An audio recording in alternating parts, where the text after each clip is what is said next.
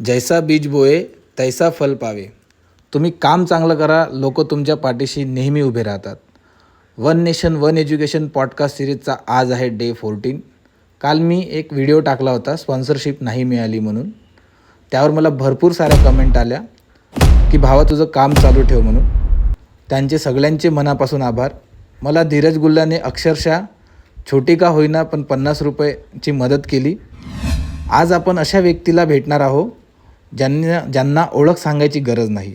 शहराचे माजी महापौर श्री विलासभाऊ इंगोले यांना आपण आपल्या पॉडकास्ट चॅनलवर लवकरच घेऊन येऊ आणि त्यांच्या जीवनाविषयी व वन नेशन वन एज्युकेशनबद्दल चर्चा करू.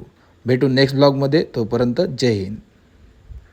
पाय फुफाटा रुतल काटा दिसल वाट तुझी, झोकून आशा चालत राहतू गाडून